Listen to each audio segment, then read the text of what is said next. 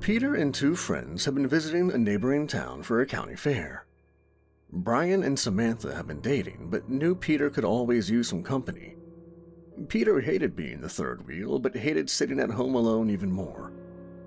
It never took much convincing to get their lonely friend to tag along. It was your typical small-town fair. One big tent in the center for main attractions, a handful of rides circling it, and game or food vendors wedged in between.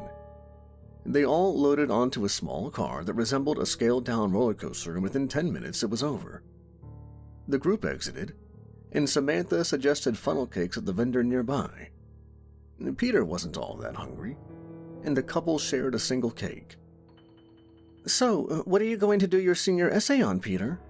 Samantha prodded, as she and Brian walked behind Peter arm in arm.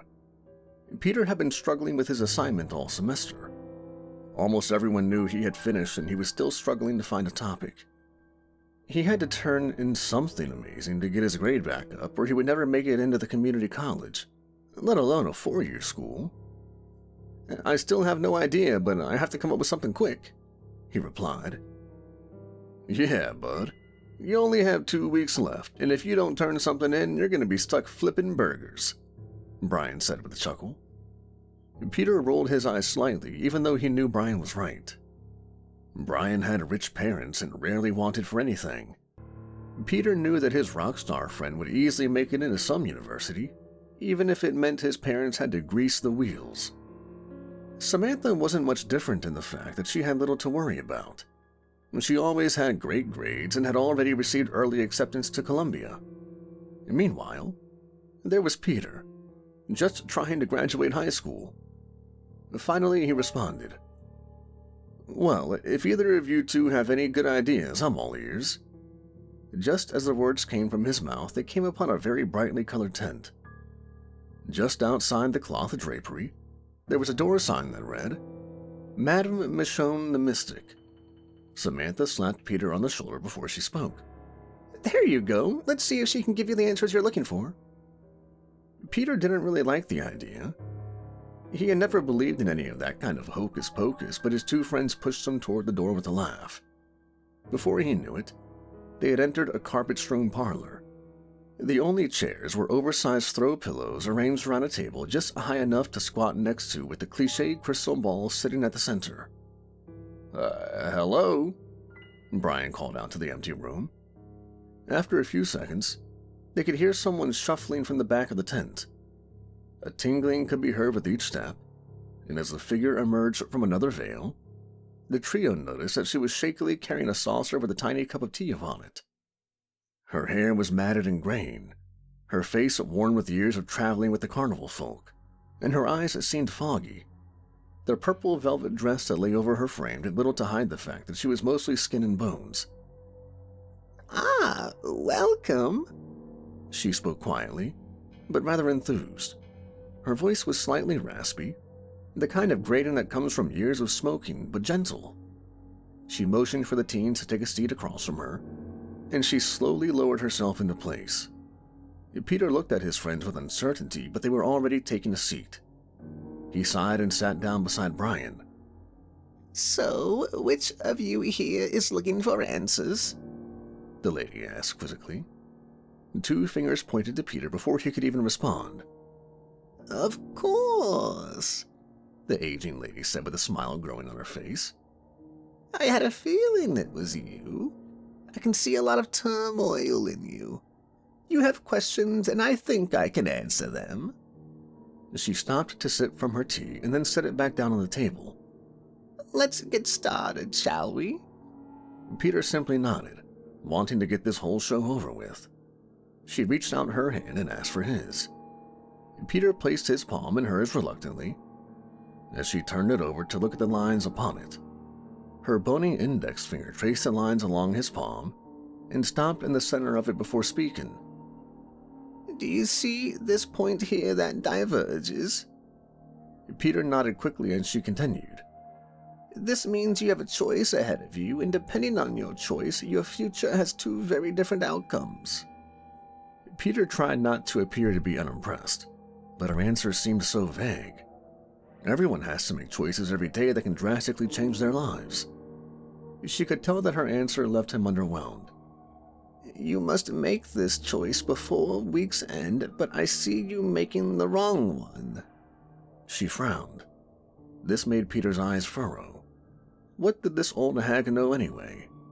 She laughed. I know a lot more than you might think, little boy. Peter pulled his hand back at the idea of her hearing his thoughts. I can help you make the right choice. She smirked, as a small slip of paper was removed from under the table. These are instructions.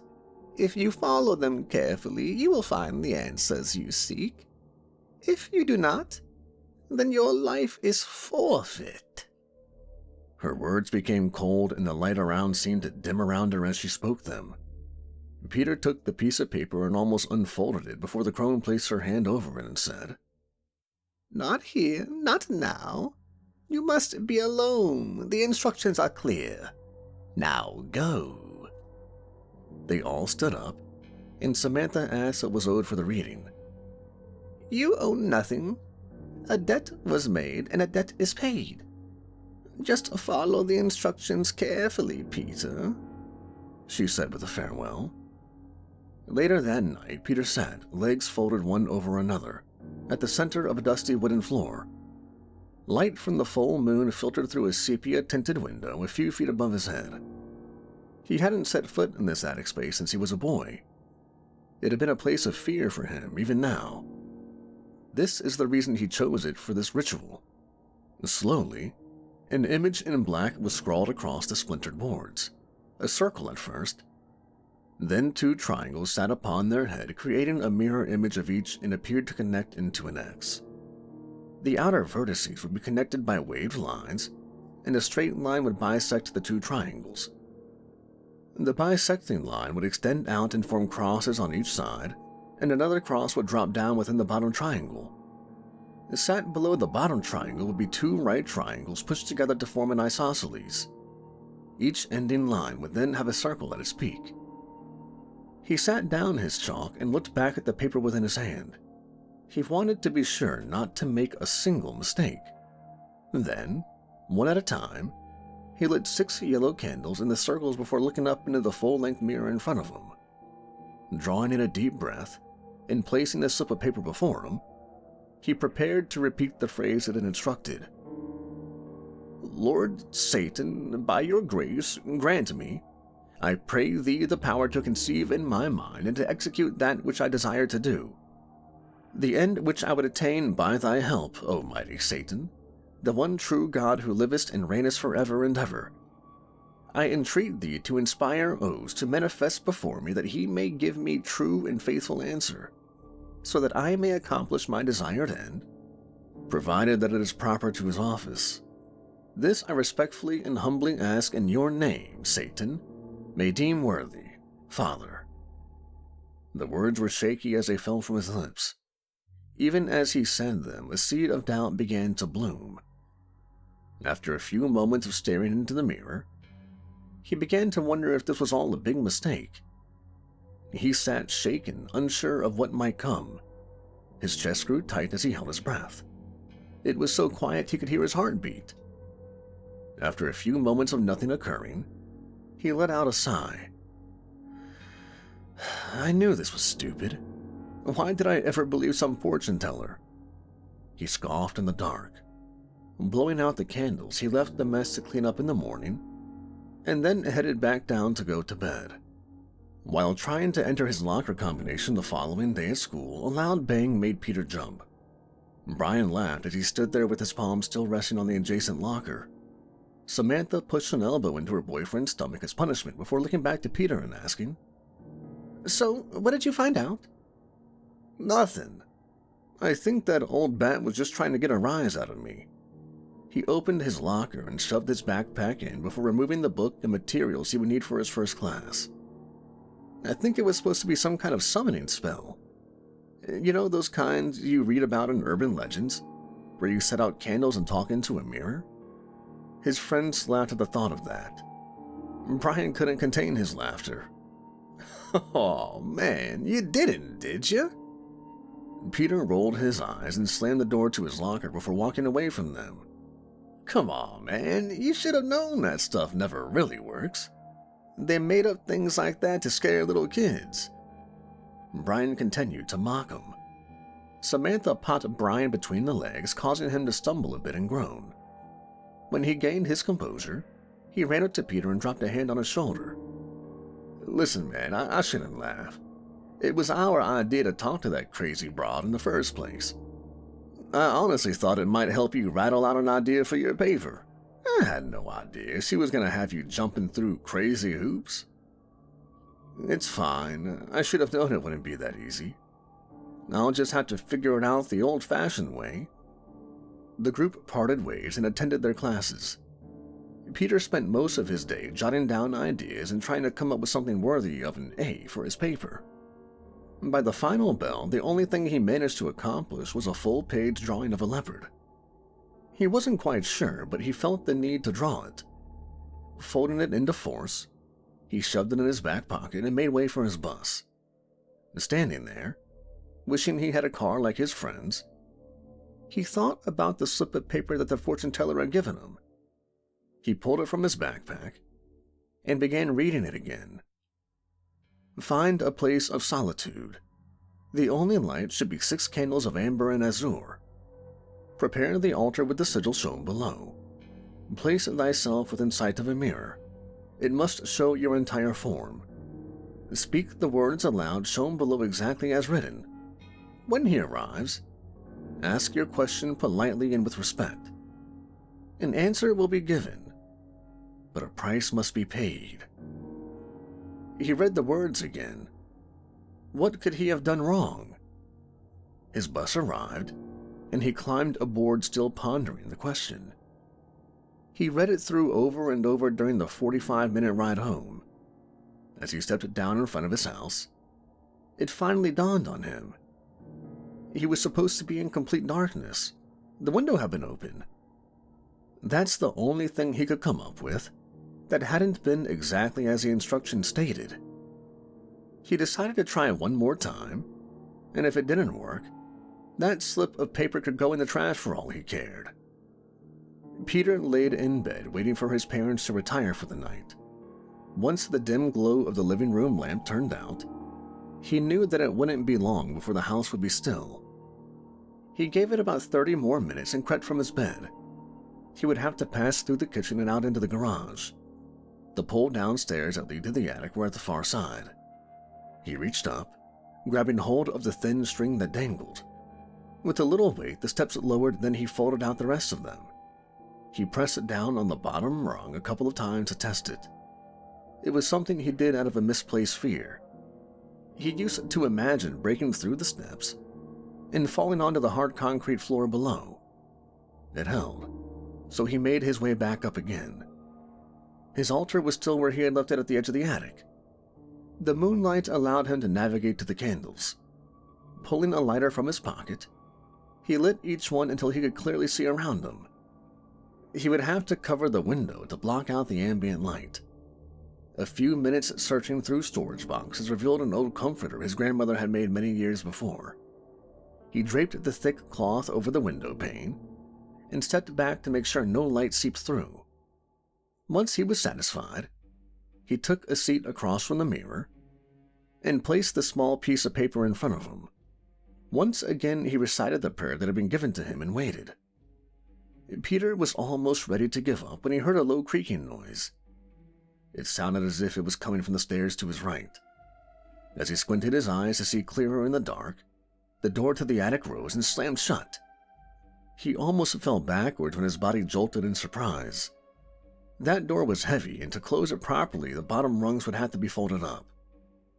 He rationalized it that his father must have noticed it down and closed it. His voice quivered as he called out to the night. "Dad?" There was no answer. Again he called out, "Mom?" He could only hear his own breathing.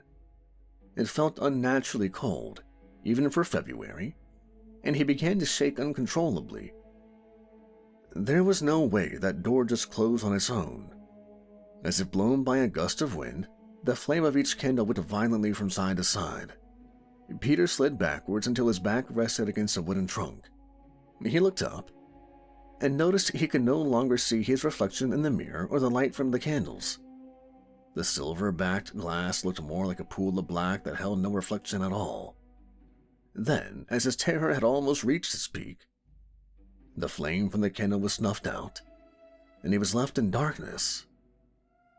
It came with a deep rumble, starting low, and then rising in volume as something drew nearer to him in the emptiness. Then he saw it. 2 round yellow orbs floated about the distance of the mirror. These definitely weren't human. Like a light switch being flicked, the candles came alight once more, and there in the mirror crouched a leopard. It sat watching Peter intently, the tail waving side to side. Peter's heart felt as though it was in his throat, and even though his mouth hung wide, there was no way he could form words. The seconds felt like hours, but soon the creature spoke. "What have you summoned me for?" The cat's mouth didn't move. The voice simply manifested within Peter's mind. The sound echoed much like a cry for help in a cavern. "Come now, I am not very patient," it rang again. And Peter truly hadn't expected anything to happen, and his mind scrambled to make sense of what he was hearing and seeing. He knew he had to ask his question. The fortune teller had told him that any error made could be fatal. I can only imagine what would happen if I wasted a demon's time. I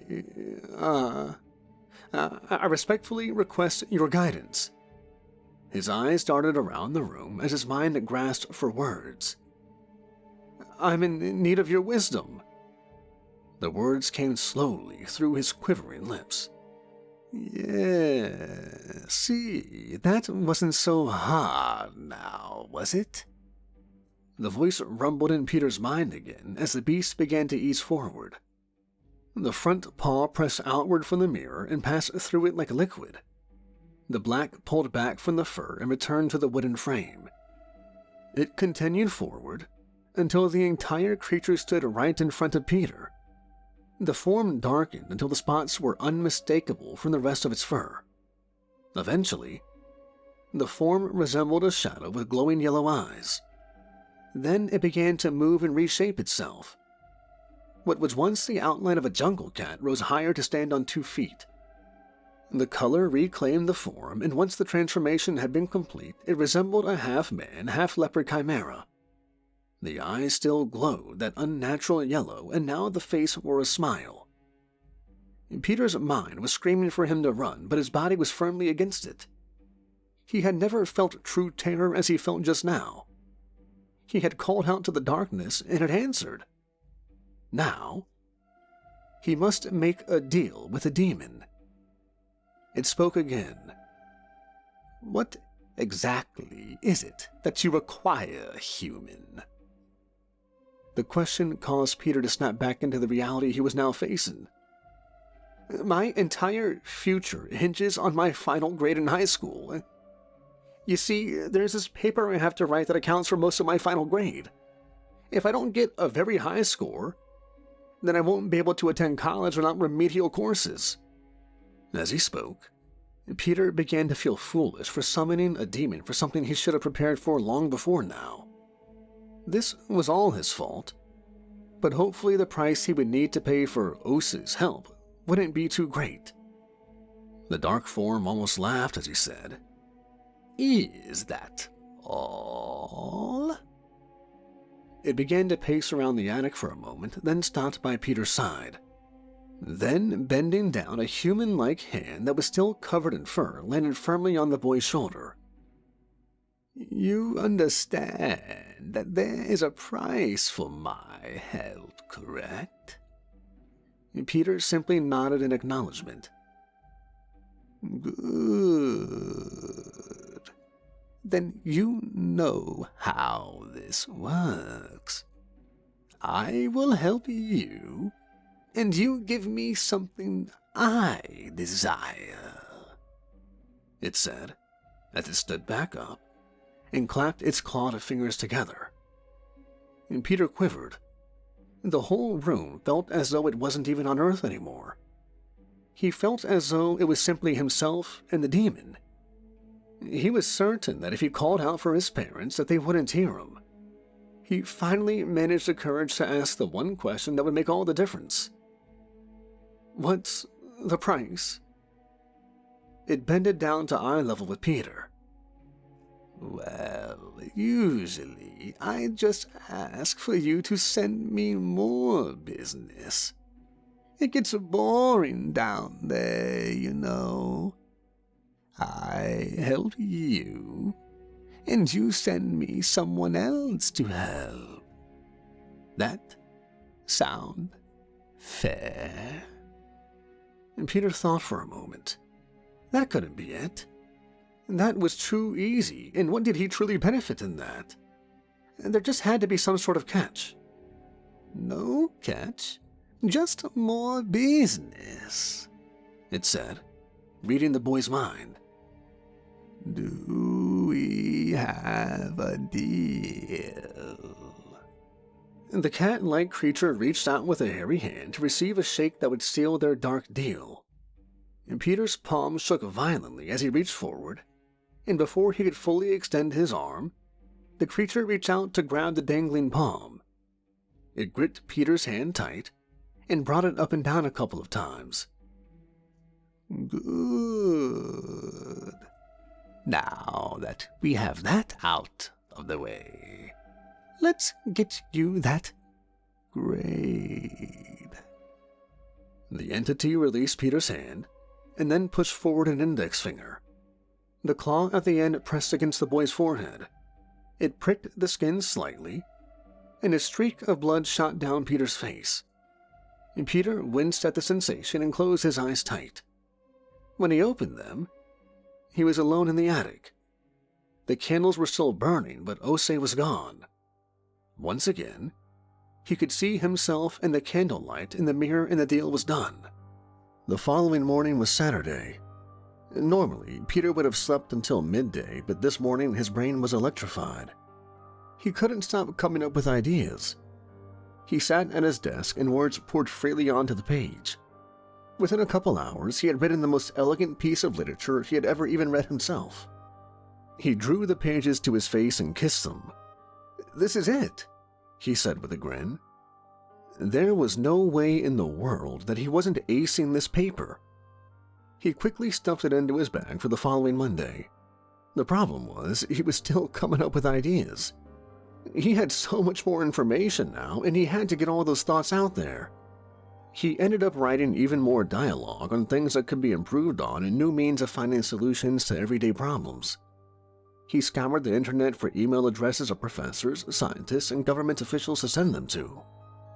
Before the weekend was over, he had dispatched a good 500 emails and couldn't be prouder of himself. This deal he had made might just make a bigger impact on his life than college at this rate. Monday came and he was unable to contain his excitement. He raced to his English teacher's room and handed her the stack of pages with his new knowledge inside. Her eyes were wide at the sight. Peter had never turned in something so elaborate. He couldn't help but smirk as he made his way back out into the hall. He stopped at his locker and shoved his whole bag inside. He wouldn't need his books today. He had already read them during his breaks from writing emails. All the information was there, and he could recall it at any time. As he closed the locker, he noticed Brian and Samantha a few feet away. He stepped over with a cheesy grin and he said, "It worked." "What worked?" asked Samantha. Brian also had a look of curiosity. "The spell," Peter replied. "I tried it again and I asked it for help on my grade. It worked. My mind is so full of stuff, I couldn't stop writing." His friends gave him a look of concern, and Samantha actually pressed the back of her hand to his forehead to make sure he wasn't running a fever. Peter pushed her hand away. "I'm not sick and I'm not crazy, so stop looking at me like that. I'm telling you the truth, and if you don't believe me, look at this." He pulled out a notebook while finishing his sentence. And pages fell open, revealing his theory and equations. They both stared for a moment as Peter turned each page. "Peter, if this is some kind of joke, it really isn't funny," Brian remarked with a frown. They both walked away, completely unamused. Peter wasn't bothered, though. He had finally completed his paper, and he wasn't going to be stuck at some fast food joint earning minimum wage. He continued on his day, and each assignment was much easier now. He hadn't had a single worry anymore. He was set for life. That is, until he re-entered his English class later that day. As soon as he walked in, his teacher asked to speak to him. Peter was pulled out into the hallway where he was met by the principal. As the door shut, his teacher explained that there was no way in this world or any other that the paper he submitted could have been written by Peter Kennedy. The principal looked over the pages. His teacher also handed over a sample of Peter's earlier works to compare it to. And Peter could tell that this wouldn't end well. Even with all his knowledge, everyone couldn't possibly believe him. Peter was accused of having someone else write his paper. They had no actual proof of who might have given him assistance, but they were sure this couldn't be his work. He was given the rest of the week to come up with an original essay, but if he couldn't, not only would he not graduate, but the cheating would be left on his scholastic record. The only thing he could think of was to write a paper that was good enough for an A that wouldn't appear too good to be his work. Once he arrived home, he went straight for his desk to begin.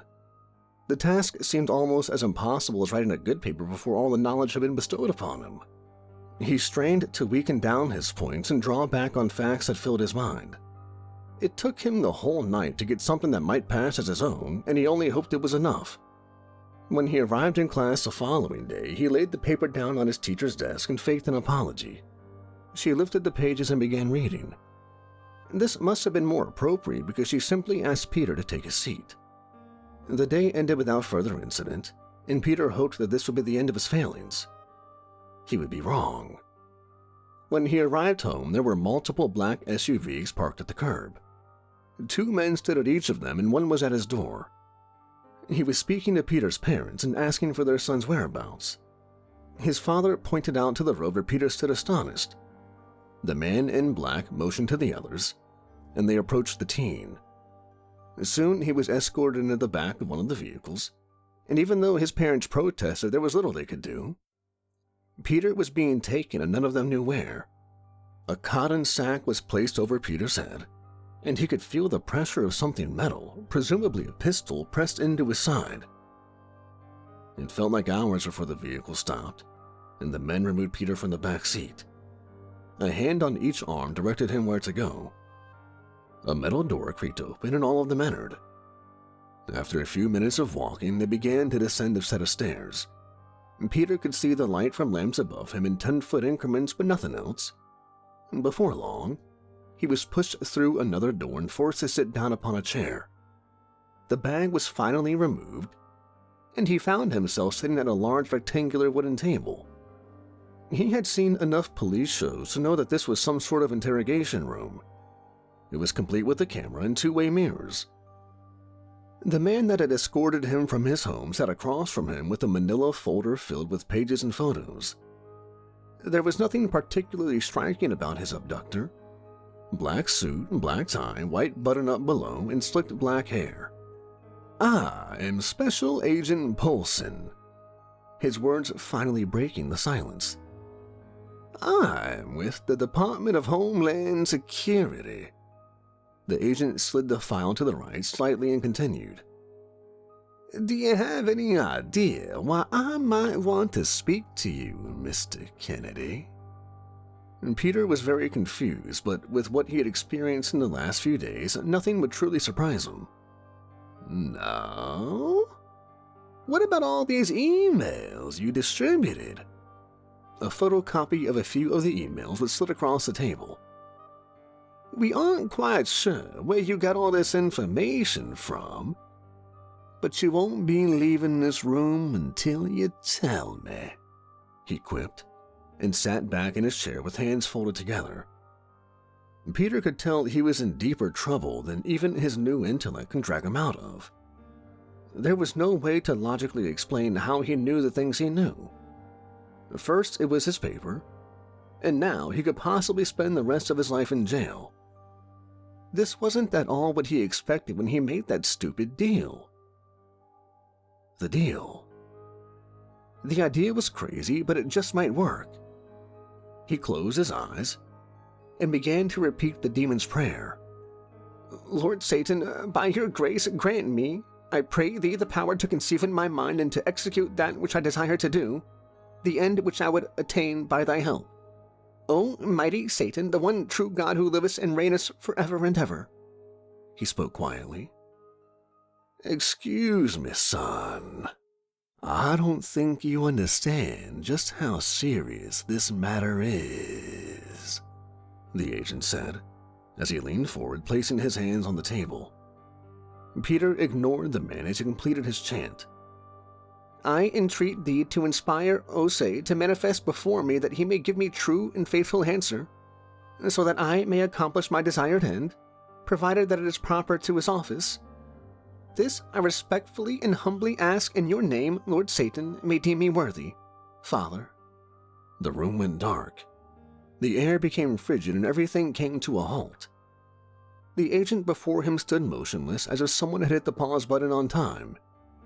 Then, from the mirror glass behind Peter came the demon again. It approached the boy and placed a paw on Peter's shoulder before speaking. So, how are things going, my boy? You know very well that this isn't what I intended, Peter said with a grimace. At this rate, I'll be lucky to live a free life, let alone ever see college. Peter stood up and waved his hands around the room and yelled, Do you see where your help has landed me? He barely finished his sentence before Osei shoved him back down in the chair. Now listen here. You should watch your tone when speaking to me. I gave you exactly what you asked for. It isn't my fault in the slightest that you misused the gift I gave you. Osei growled and lowered those yellow eyes to Peter's face. Besides, you still owe me, my boy. I arrived hoping you were ready to pay, but it seems you only want to complain. The clawed finger poked at Peter again. Wait, no, Peter stumbled with his words. Osei was his only way out of this mess, but he would have to convince the thing that it was in his best interest. Actually, I did call to repay you. Not just one person, but several. I'm sure there are plenty of people here who would love to make a deal with you. The words came out as a plan began to form. I like your style, kid. But they have to come to me themselves. We can't just go roaming the halls up offering my services to everybody we meet, the cat-like creature said. No, we won't need to do that at all. You just be ready, because here, very shortly, you'll have plenty of people to speak with. Osei rubbed his chin as he contemplated the idea, then agreed. There is just one thing, though. If I bring you more than one, I should get something in return as well. Peter felt a deep, bellowing laugh ring in his head.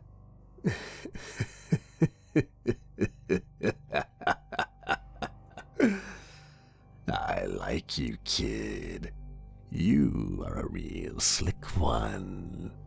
And since I like you so much, I think I can come to terms with that.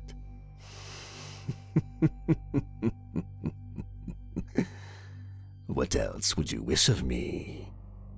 About an hour later, Peter stood in a large auditorium full of agents, government officials, and military personnel. Behind him, he had drawn a large sigil, to the best of his memory, upon a giant dry erase board. Below the symbol, he wrote the words to the prayer. This is how I obtained all of my knowledge, the teenager said through a microphone. A murmur started through the crowd, and after a few moments, Agent Poulsen stepped over to Peter. Poulsen grabbed the boy's arm. "Is this some kind of joke? You do realize that you'll never see the light of day again if you can't give us a real answer, right?" And Peter pulled away from the man. "Trust me." Then, leaning back into the microphone, he spoke again. "If the men stationed around the room with candles can light them for me, please?" Agents around the room flicked their lighters, and soon there were candles burning all around them. "Now, please repeat the words I have written here, and then you will have your answers," Peter said with a smile. The room became a cacophony of voices. They all spoke the same words, just slightly out of sync. As they finished, the room became deathly quiet. The candles flickered and the movement cast shadows around the room. Peter's smile grew larger as he noticed the hint of fear growing in every man and woman in the room. Some began backing toward the door, but a loud clambering was heard as the locks slammed shut. A burst of air forced its way through the room and snuffed out the light from each candle. In the darkness, a sound grew like thunder, rolling, growling, and becoming more real by the second. It was a crescendo of primal nature, and none but Peter knew the source. He could hear some of the people crying in the distance, while others fought to open the doors. Then, within the middle of the crowd, a scream rang out, and they all moved back from it. There amidst them stood Osei, his eyes the only light remaining in the room. "Thank you, my boy. Now, to keep my end of the bargain," the being said with a smirk. Osei pointed toward the wall behind Peter. The dry erase board melted into nothingness and reformed into a large wooden door. "That should get you where you need to go," it said, as Peter bowed his head in thanks. Peter turned and grasped the silver knob just behind him and twisted it. Cold air rushed in around the frame as he opened the door. As he stepped through and began to pull the door close behind him, he could hear Osei begin his proposal to a room full of horrified people. As the door shut, it disappeared behind them.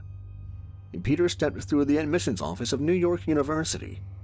A short, balding man stood up with a twinkle in his eye and reached out for Peter's hand. "Mr. Kennedy, I've been looking forward to meeting you. I've heard such good things from a very large number of people. I'm so surprised I haven't heard of you before with all these achievements that I'm being told about." Peter shook his hand and nodded. "So, just where exactly did you study before coming here? You must have had an extensive academic background," the simple admissions officer said. "Not really," Peter gave a shy response. "Ah, come now. With all these studies that have been sparked from your research, you had to learn it all somewhere." The man's voice became excited.